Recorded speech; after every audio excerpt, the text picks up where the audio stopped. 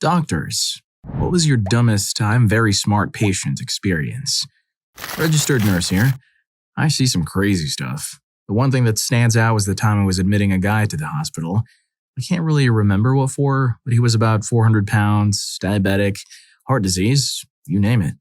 Anyhow, I'm at the computer going over some admission questions with him, and his 10 family members were crowded in the room with him. A few minutes in, he starts complaining that he's thirsty. He needs something to drink right now. So I get on my phone and call the nurse assistant and ask her to bring in some ice water. As soon as the words are out of my mouth, the whole family screams, "No, no water, he's allergic to water." This is going to be a problem. Turns out the guy had been drinking nothing but Sprite and sweet tea for years because of his water allergy. The next question the wife had was, where are we all supposed to sleep? The whole family, 10 people, were planning to stay at the hospital with him. You can't make this up. They weren't aware that there's water and Sprite and sweet tea. He was drinking so much sugar per day. Can't fathom it. Story 2. I have one. I got this from my friend who is a doctor in the children's ward in a rural hospital. These parents bring in their child whose hair is infested with lice. The lice were visible to the eye and could be seen crawling. While the medical staff examined the child in order to determine a course of action, they discovered the child was covered in a white powder and smells heavily of chemicals. They asked the parents what it was and the smells emanating from the child. The parents said, quite matter of fact, it was 7 powder and flea and tick spray they used on their dogs in the family's farm. Needless to say, social workers were notified about this case. Story 3. I work for an optometrist, and it was the month before school started, and a woman brought in her son to have his eyes checked for the first time.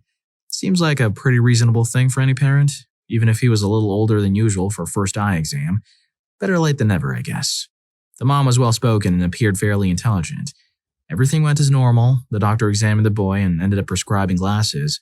When the doctor was explaining to the mom that her son had to wear his glasses all the time since he's nearsighted and basically can't see clearly past 5 feet in front of him, I'll definitely need glasses for school. For some reason, this caused a switch to flip on the mom and she spazzed out on the doctor, saying that her son doesn't need glasses and that the doctor is only saying that he does because he wants to sell glasses.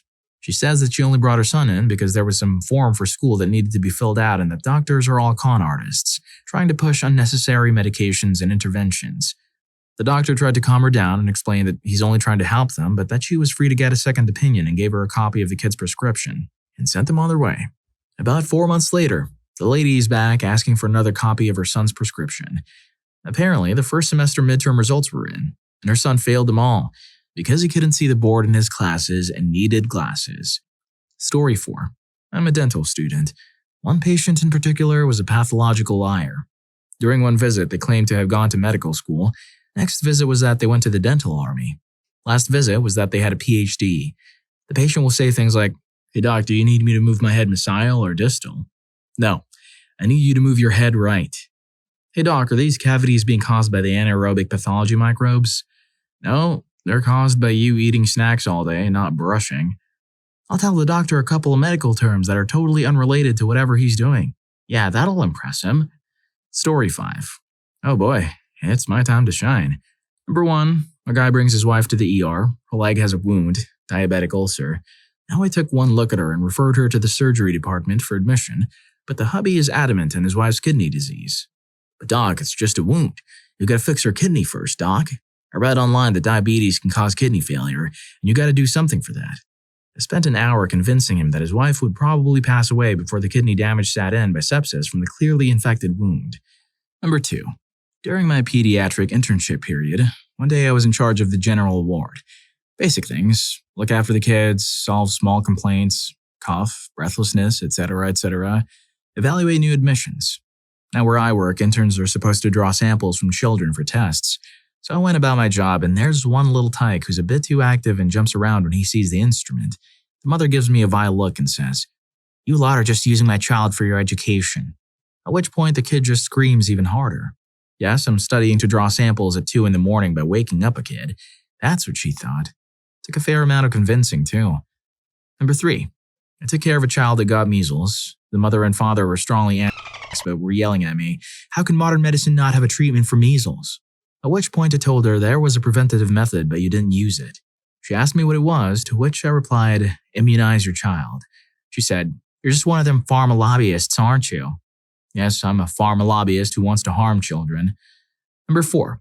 A lady comes screaming into the ER. Now she's all dressed up, so are her 2 grown daughters.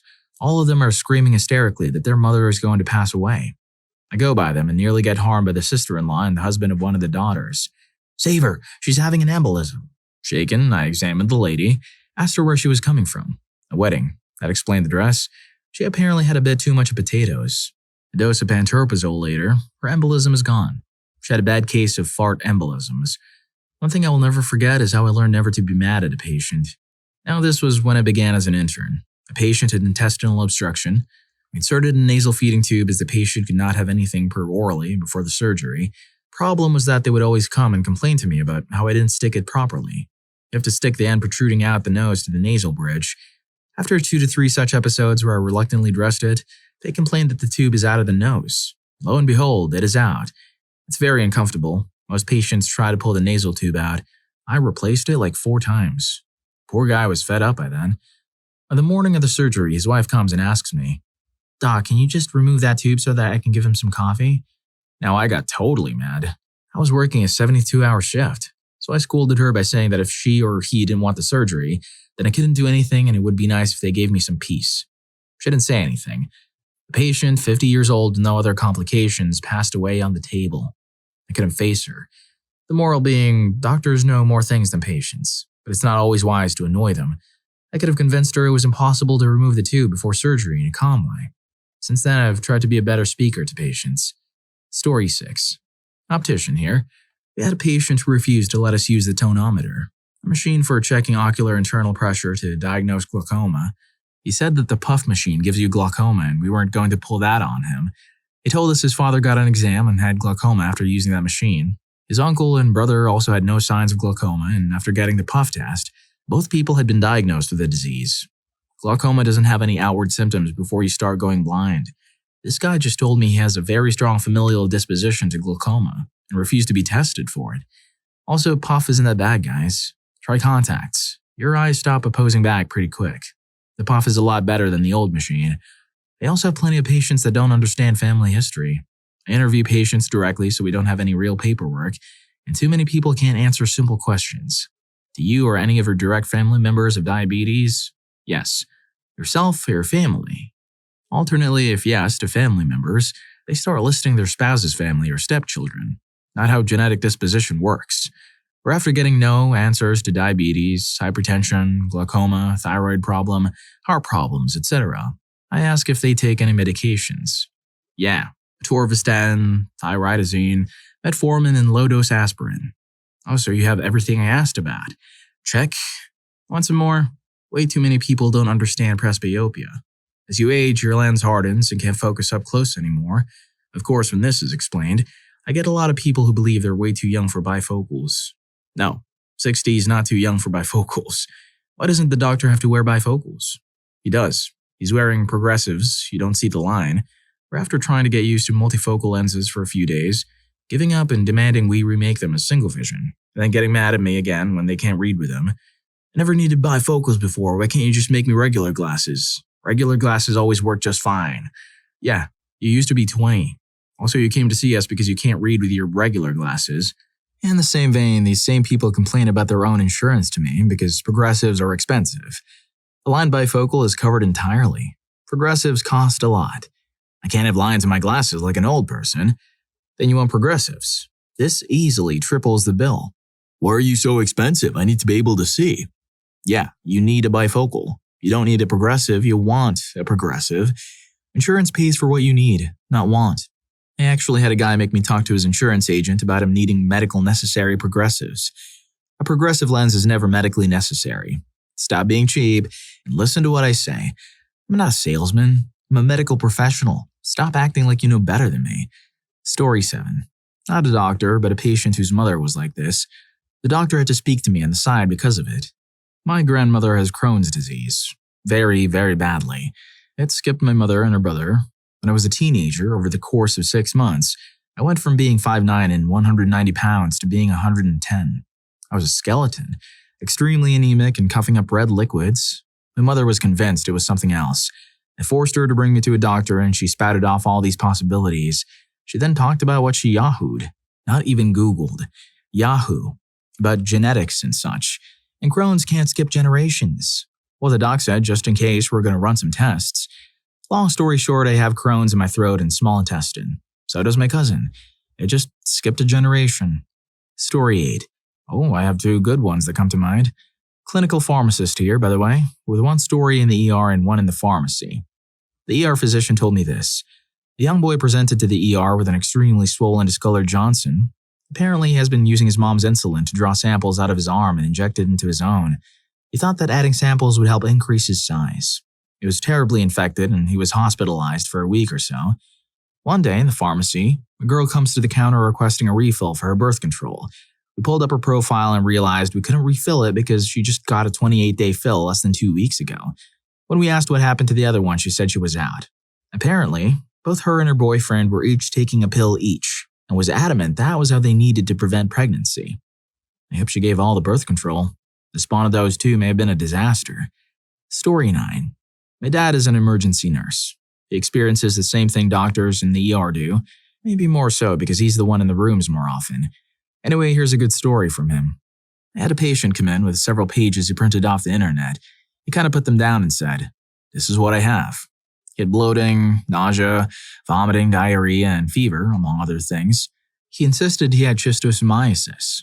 He was being a real schmuck about it, like we're wasting time since he already knew what he had. So I asked, when did he get back from Africa? And he said, "Africa?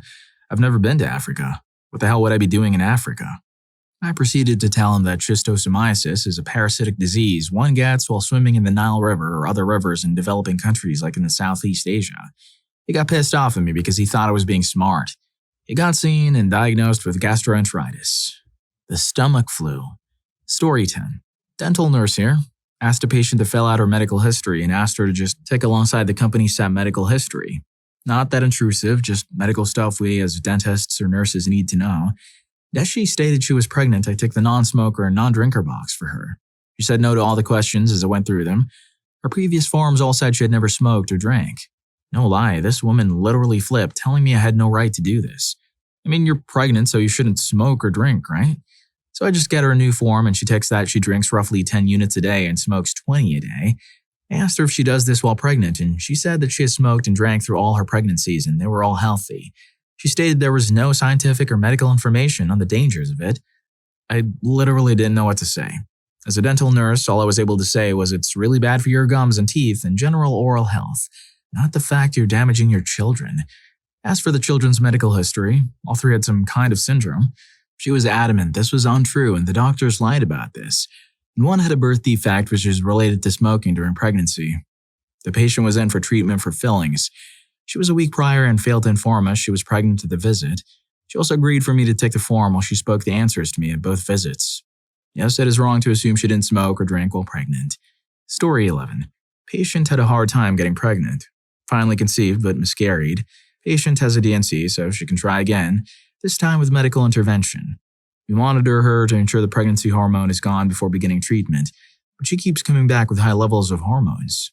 Docs are worried because she might have some retained placenta or pituitary disorder, and this could be super bad for future fertility. We call her in for a conversation about the hormone levels not going away.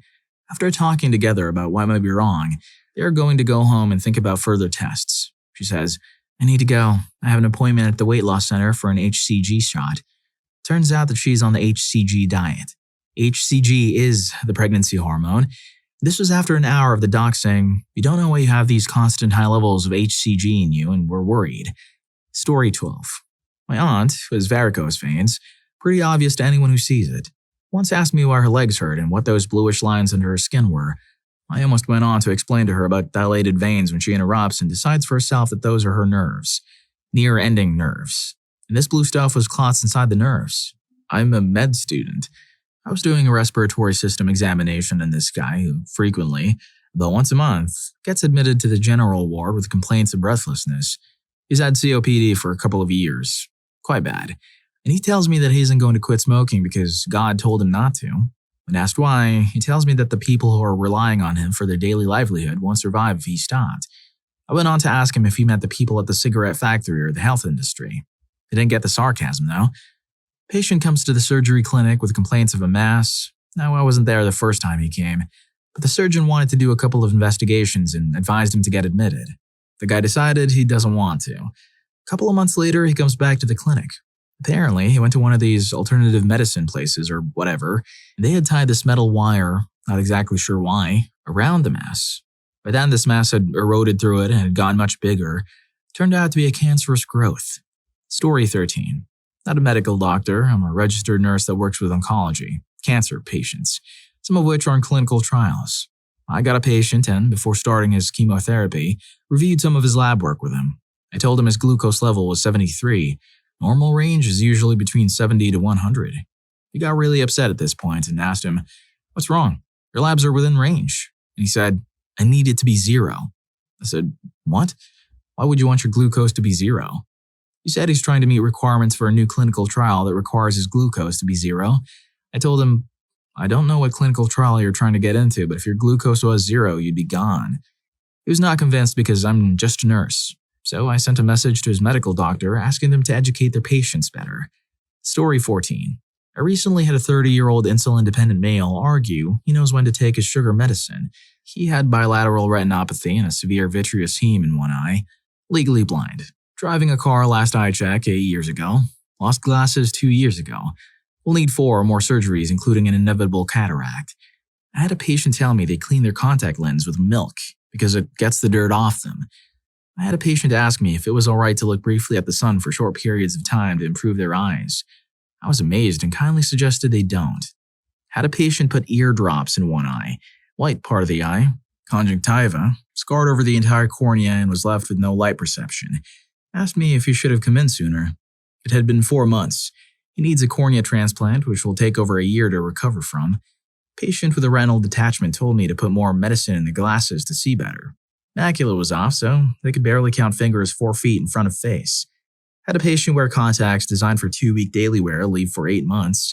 They literally grew into and became part of the eye. It was repulsive. Had a patient, basically no clue besides eye hurts. Her hand covered her eye. I asked to see the problem. Her eyes looked like a shriveled up grape. She wanted glasses. Had a lady put jock itch in her eye to cure her suspected fungus. Asked her why she thought it was a fungal infection and she just had an inkling. They are rare. Cataracts in a 58-year-old male working rooftops for 30 years with no sunglasses. Best corrected vision was counting fingers 6 feet one eye, barely seeing better in other. First eye exam. Mad when I told he needs surgery and should not drive a car. Had a patient tell me the benefits of using alcohol wipes to clean herself.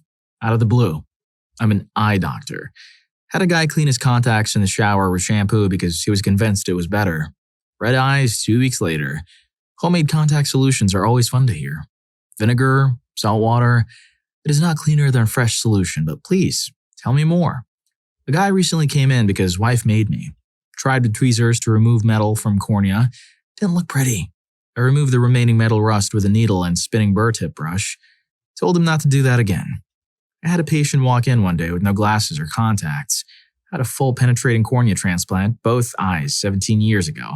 Last eye exam was 12 years ago. Swore he could see fine. Clearly a transplant graft rejected one eye with no functional vision and the other was gnarly looking good eye. I barely got him seeing with glasses on one eye and can't drive.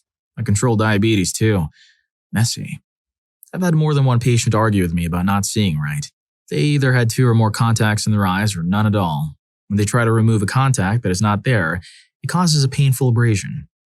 Multiple women using non-approved glues to glue on fake eyelashes. Leaks and hurts the eyes. Just why? Using fake contacts from the nail salon. And it never ceases to amaze me when I hear, I just use the same solution until it turns brown or black. Every day. I have to convince a lot of people not to use hand sanitizer in their eyes. Way too many, actually. I had a patient not taking her herpetic eye drops because she just wanted to pray instead. Luckily, I convinced her to do both medicine and pray. I could go on and on. Actually, I was really invested in that. Anyways, if you're enjoying the video, don't forget to hit that subscribe and like button for more videos like this. Story 15. Obligatory, not a doctor, but I am a medic. Back when the Ebola crisis was huge and the media was losing themselves over it, I had a very interesting call. There are definitely other IAMVERYSMART instances, but this was at the forefront of my mind and it makes me both laugh and cringe at the same time. We were riding 3 deep, all-female crew. Dispatched to a sketchy part of town in a bad apartment complex for unknown problems. Okay. I'm taking the back seat in this one, kind of just going to observe. We're met at the ambulance by a late 50s, early 60s African-American male. Unkempt, yellow eyes, clothes that look like they've been slept in for a week, dirty nails, general uncleanliness. He asked us in a very thick accent where the men were.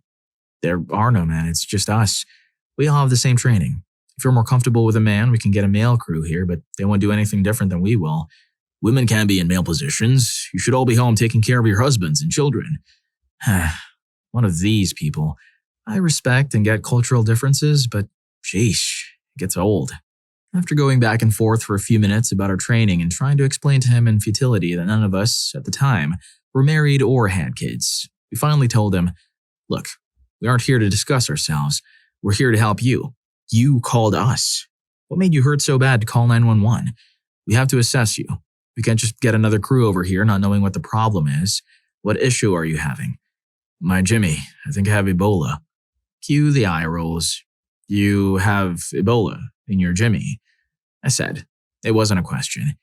Yeah, I just came back from Liberia last week and haven't whizzed in 4 days. Cue him spewing all tons of what his culture says about illness. We wound up ignoring him and continuing our assessment. He was so adamant about it, though. Cited obviously fake odds and facts and bragged he had been intimate with several women in Liberia, and that's how he got Ebola. Okay. Are you in pain? Can we take a look?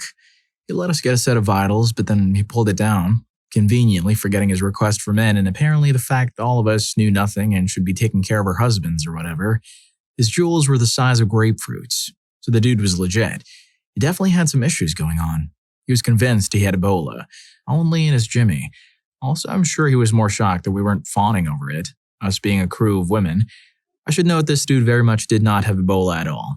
We took him to the hospital, and when we told the receiving nurse what the chief complaint was, she brought the doctor over and asked us to tell him to his face what the patient was complaining about. When we went back dropping off another patient, we asked how patient 0 was.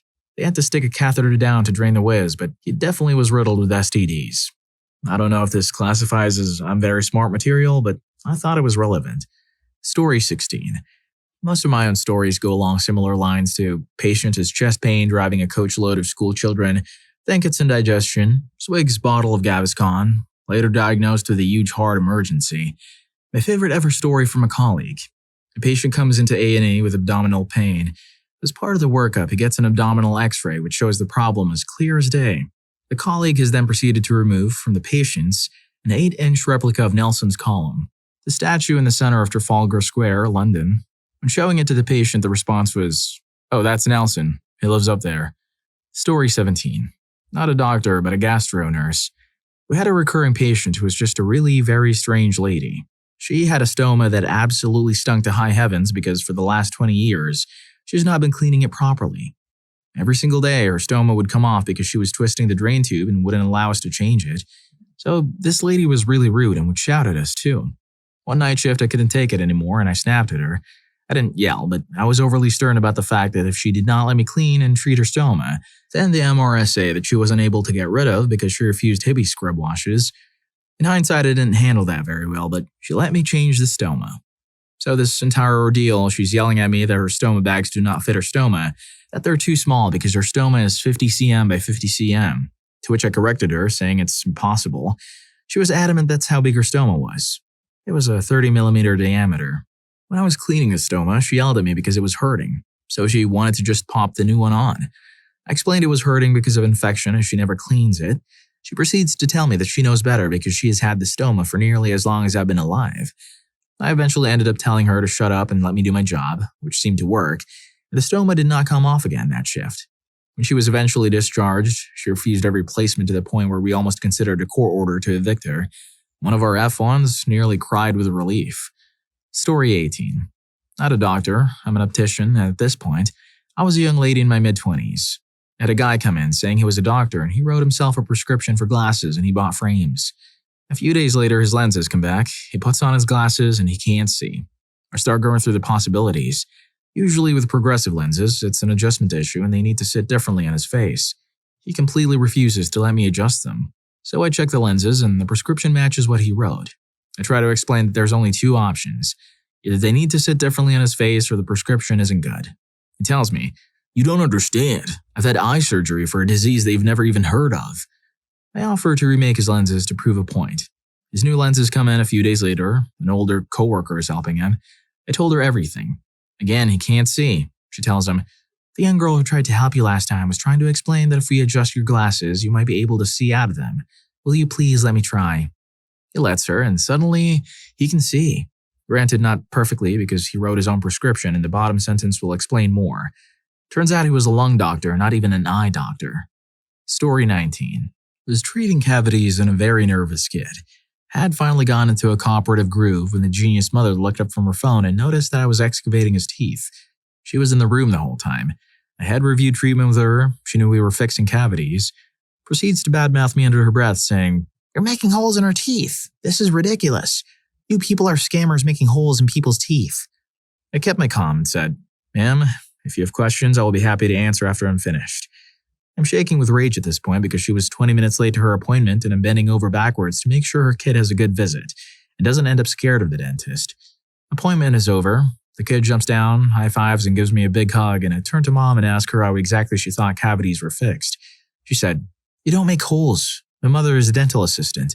I then proceeded to explain in excruciating detail the scientific process of how we remove decay. She said, "That's not true." I then told her that she can go ask her mom, ask Google, or go to dental school if she wants to know more, but I won't be treating her child anymore. Story 20. I was a unit secretary and nurse aide in a radiation oncology unit in the early 2000s. We had a patient show up through the ER and was admitted for emergency radiation treatment. She had a massive mess in her mouth. When the rad onc doc tried to examine her and open her mouth, her remaining teeth fell out into his hand. Doc said it was the worst case of mouth cancer he'd seen.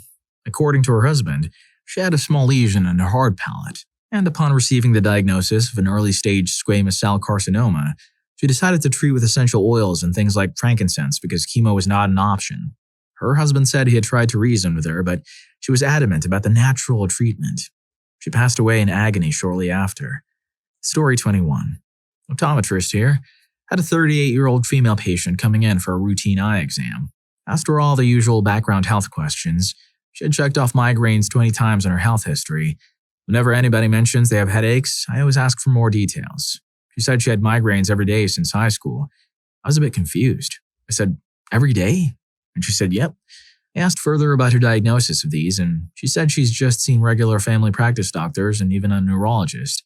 I asked her to describe the headaches in detail, how long they are, where in the head, what time of day, etc. She got irritated with me and said, "Aren't we supposed to be doing a simple eye exam?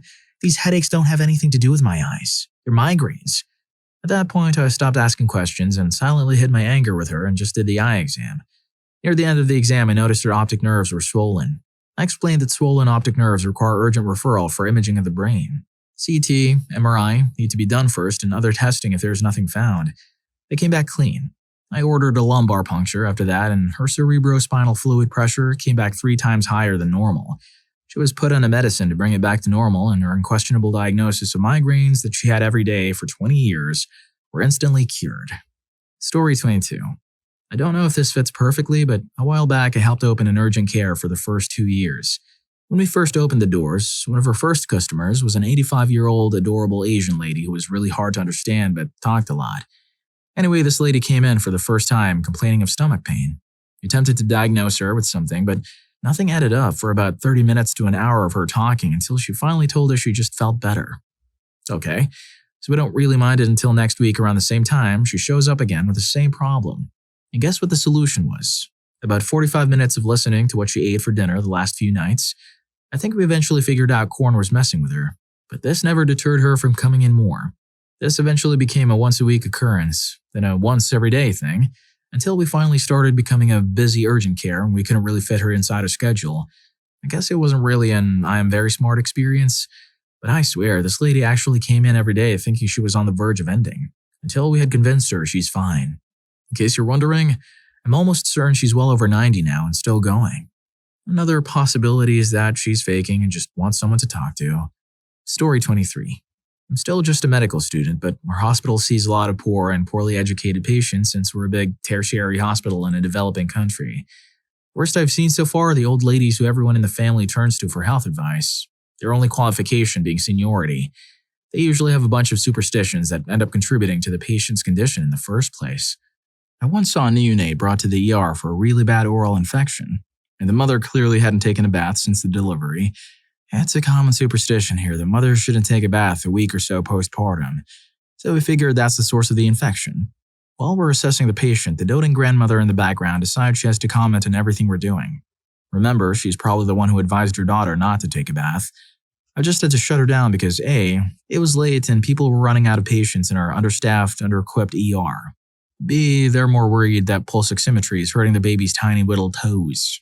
I mean, to get that infections like these are a disease of poverty, that their poor education is just indicative of a wider systemic problem that Philippine society fails to address time and again. But by golly, does it get annoying. Story 24. It happened almost a year ago. I just finished my MBBS and I was interning at the same hospital I graduated from.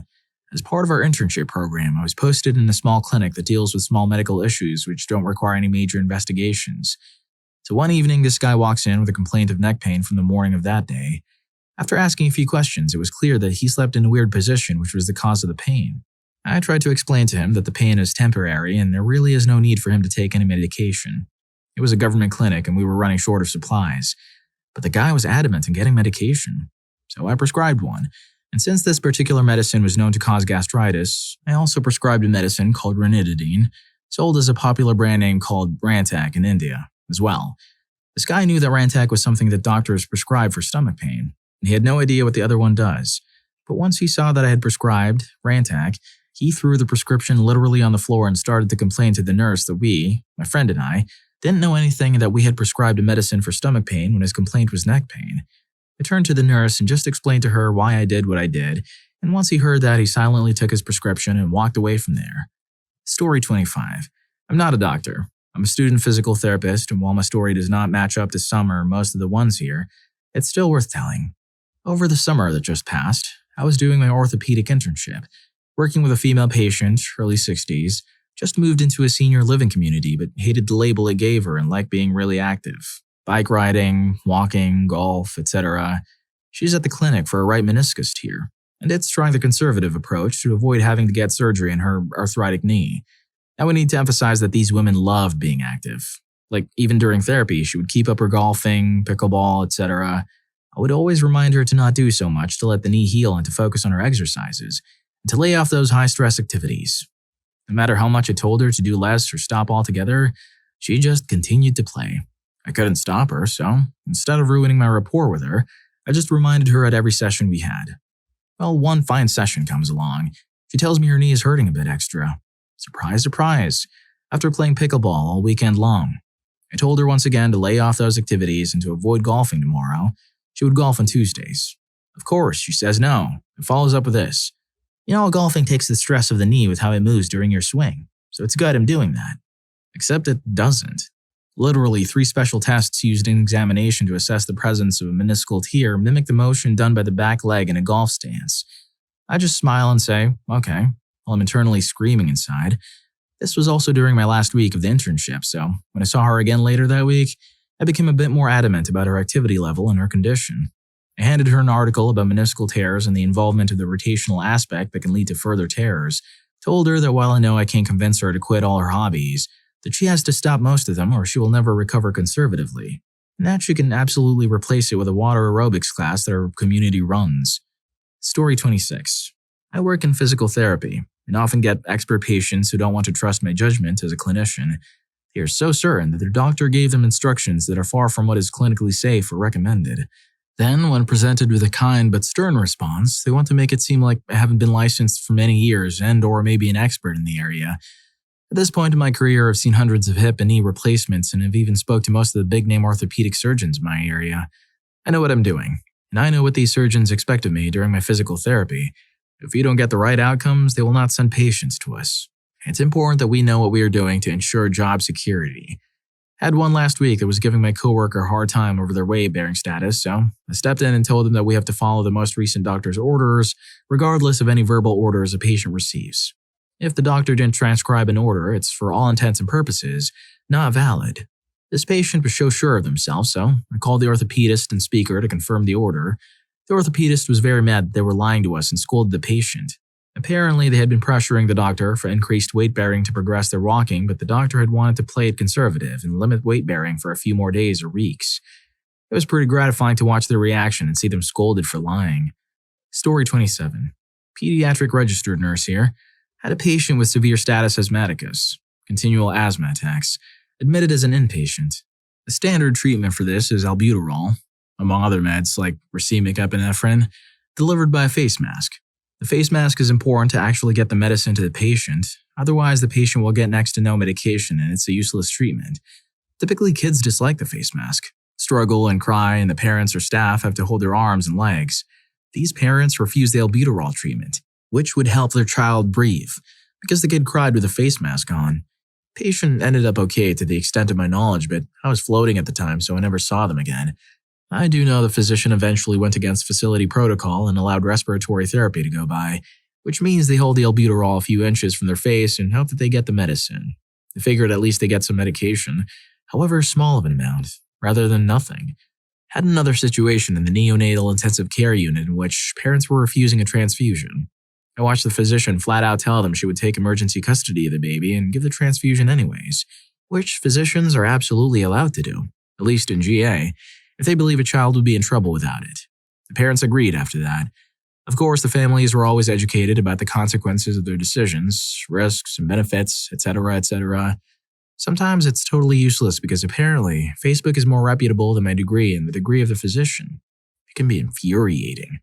Story 28. Well, standard I am not a doctor opening. However, we did have a patient at my hospital who was a formal mental health patient, i.e. he's not allowed to leave without a doctor clearing him, certificates to be renewed on a regular basis and reviewed by a mental health review panel. Anyway, he was severely sick, enough so that he had to be moved to a secure unit until his medication regime could be sorted out. His family were of the mind that mental health is a legitimate thing, but could never happen to one of them. Our family is of good genetic lineage, etc., etc. They were insistent that his symptoms were from Lyme disease and were on a crusade to find a doctor who would treat him for that. Granted, Lyme disease is often overlooked in my province as we have very few ticks, but he'd been checked multiple times for ticks, and his symptoms were much more in line with mental health. It got to the point that they were quite specific about coming down to the hospital and removing him.